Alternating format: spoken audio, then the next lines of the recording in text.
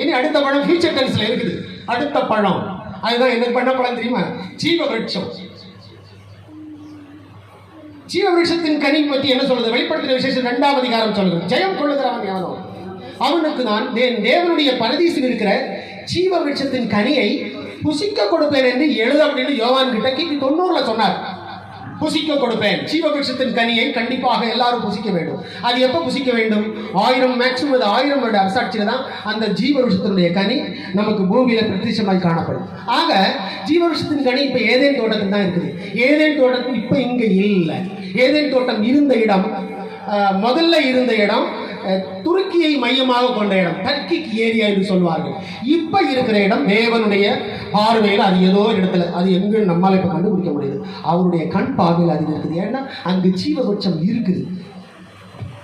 அப்ப இந்த ஜீவ விருட்சத்தை இப்ப அந்த 1000 வருட அரசாட்சியில வரவங்களுக்கு எல்லாருக்கும் ஆண்டவர் சாப்பிட கொடுத்தாங்க. இது ஆண்டவருடைய அந்த ப்ரீ பிளான் சொல்லுவாங்க. ஏதேன் தோட்டத்திலே அந்த திட்டம் இருந்துச்சு. மனிதன் மீறினபடினால திட்டத்தை ஆண்டவர் கலைச்சிட்டு அந்த தோட்டத்தையும் அந்த பழத்தையும் மட்டும் பாதுகாப்பாக வைப்பதற்கு அவர் அதை என்ன செய்தார்? அந்த இடத்தை என்ன செய்தார்? அதை ஏதேன் தோட்டத்தை அப்படியே என்ன பண்ணாரு? அழகா எடுத்திருக்கிறாரு. புராணத்துல மலையெல்லாம் பொறுக்கிட்டு போற மாதிரி கதை இருக்கா? அந்த கதையெல்லாம் இதுல இருந்து தான் வந்திருக்குது. புராணத்தில் மலையை ஒருத்தர் பிடிங்கிட்டு போகிறாரு, ஒரு கையில் வச்சுக்கிட்டு போவார். சரிதானே? அதெல்லாம் இதில் உள்ள ஐடியா தான். ஓகேயா? இப்போ ஏதேன் தோட்டம் முதல்ல இருந்த இடம் எந்த இடம்? துருக்கி ஏரியா. அந்த துருக்கி ஏரியா அந்த 4 ஆறுகள் ரொம்ப முக்கியம். பைசோன், கீகோன், யூப்ரட்டிஸ், டைகிரிஸ். ஓகேயா? பைசோன், கீகோன், யூப்ரட்டிஸ், டைகிரிஸ் இந்த 4 ஆறுகளும் உற்பத்தி ஆகின்ற இடம் வந்து அதாவது ஹேல்ஸ் மலை என்று சொல்லுவார். ஹேல்ஸ் எலிஸ் மலைகள். இப்போ இந்த பெயர்கள்லாம் இப்போ உள்ள பெயர்கள். ஹேல்ஸ் எலிஸ் மலைகள். இந்த மலைகள் இருந்தால் அந்த ஆறுகள் உற்பத்தியாகி இன்னைக்கு பல இடங்கள்ல அது என்ன பண்ணுது? ஆப்பிரிக்கா வரையிலும் ஒரு நதி வந்து ஆப்பிரிக்கா வரையிலும் ஓடுது. அப்படி இன்னொன்று மெசபடோமியாவில் அது கலக்குது. இப்படியாக இந்த நதிகள் ஓடிக்கொண்டிருக்கிறது. அந்த இடத்துல எங்கேயோ தான் அந்த ஏதேன் தோட்டம் இருந்திருக்குது. கர்த்தர் அந்த ஏதேன் தோட்டத்தை அந்த இடத்தை ஏதேன் தோட்டத்தை எடுத்து அந்த இடம் எடுத்தது மாதிரி தெரியாத அளவுக்கு அந்த லொக்கேஷனை ஆண்டவர் மாற்றிருக்காரு. இப்போ நீங்க பாத்தீங்கன்னா மீண்டும் அவர் இந்த பூமியில அந்த அர்மகதோன் யுத்தத்தில் வருவார். பாத்தீங்களா? அர்மகதோன் வேர்ல்டு வார்ல வருவார். ஐரோப்பிய ஒன்றியமானது முழு உலகையும் ஆளக்கூடிய ஒரு பெரிய ஒரு சூப்பர் பவராக உலகத்தில் வந்துட்டு இருக்குது. அந்த ஐரோப்பிய ஒன்றியம் வந்து ரோம பேரரசனுடைய 10 பகுதிகள். ஒரு காலத்துல கிபி 700 ரோம பேரரசு 10 உடைஞ்சுன்னு நான் சொன்னேன். பாத்தீங்களா? அந்த 10 உடைஞ்ச அந்த துண்டுகள் தான் இப்ப இருக்க யூரோப்பியன் யூனியன் என்கிற அந்த ஐரோப்பிய ஒன்றியம். இது 10 ஒன்று சேரும். இந்த 10 ஒன்று சேர்ந்து 3ஆம் உலக மகா யுத்தத்துக்கு அப்புறம் இவர்கள் உலகமாக அரசாட்சி கொண்டு வருவார்கள். அது பயோமெட்ரிக் வேர்ல்டுன்னு சொல்லுவாங்க. ஏஐ டெக்னாலஜி அப்போ நல்லா வேலை செய்யும். சரியா?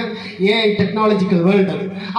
அந்த காரியம் அந்த மாதிரி ஆளுகையில் 7 வருஷங்கள் உண்டாகும். 7 வருஷங்கள் மனிதர்கள் இருப்பார்கள். சுவிசேஷம்லாம் யாரும் சொல்ல மாட்டாங்க. சர்ச்செல்லாம் திறந்தெல்லாம் இருக்காது. மனிதர்கள் சுவிசேஷத்தை சொல்ல முடியாது. எல்லாம் கம்ப்யூட்டர் கார்டை தான் நம்புவாங்க அந்த காலம். அப்படிப்பட்ட ஒரு பகுதி வரும்பொழுது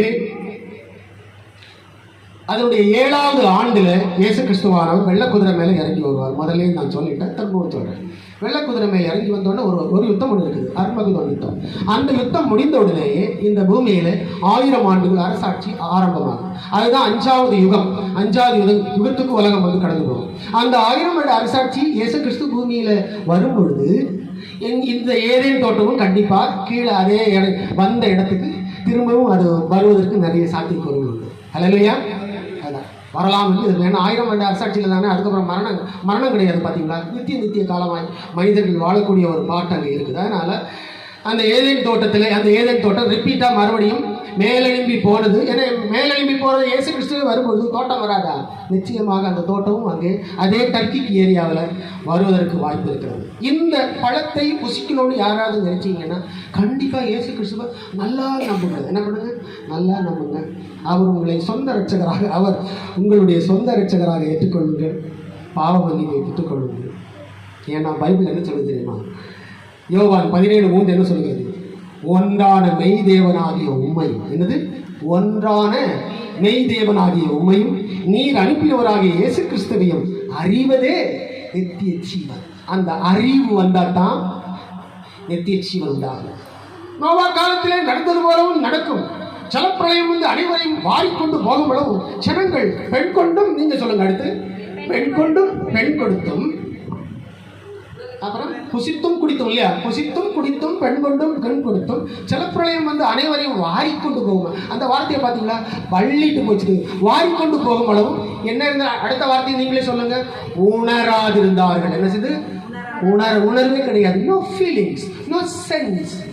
அப்படிதான் இன்னைக்கு நிறைய பேர் வாழ்றாங்க. பெரிய வீடு கட்டினா போதும், பெரிய வீடு கட்டு, ஏரோப்ளைன் எல்லாம் வாங்கி எல்லாம் ஸ்டேட்டஸ் எல்லாம் போட்டு விட்டுறாங்க. வாங்கிட்டேன் கார் வாங்கிட்டேன், புதிய வண்டி வாங்கிக்கிடுங்க, ஏரோப்ளைன் வாங்க, கார் வாங்க, நிறைய லேண்ட் எல்லாம் வாங்கிக்கிடுங்க.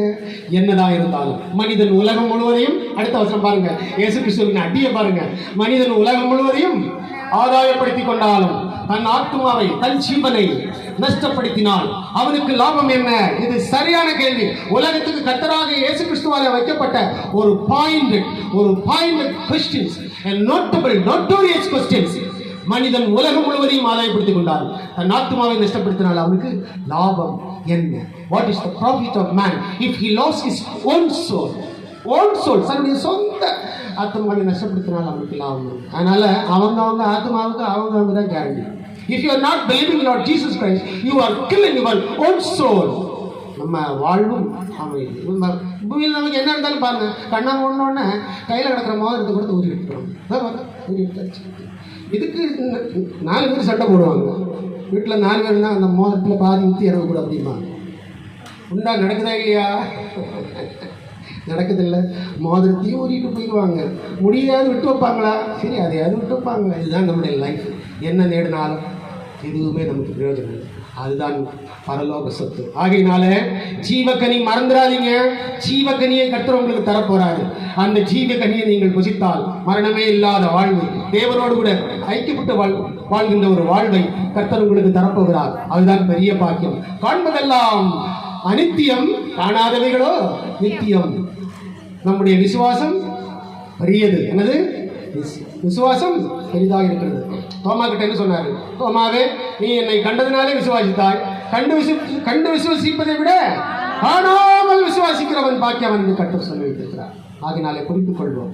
ஃபியூச்சர் டென்ஸுக்கு நாம் வந்துக்கிறோம். இயேசு கிறிஸ்து வரும்பொழுது இந்த ஞானப்படம், இந்த என்னது நித்திய ஜீவனுக்குரிய அந்த படம் உங்களுக்கு கிடைக்கும். ஞானப்படம்னு சொன்னது the fruits of wisdom, அறிவு, ஞானம், புத்தி, தெளிவு உண்டாக்கின பழம், நித்திய ஜீவன், மரணம் எல்லாவற்றையும் அகற்றக்கூடிய பழம். ஆனால் அது தேவனுடைய பரதீசில் தான் இருக்குது. அது நமக்கு கிடைக்கும். அதை வாங்கணும், அதை சாப்பிடணும். அதாவது ஏவாளுக்கு சாப்பிடுறது கிடைக்கல, உங்களுக்காவது கிடைக்கணும்னு நினைங்க. இயேசுவை பலமாக நம்புங்கள், அது உங்களுக்கு கிடைக்கப் போகிறது. God bless you all. Thank you all.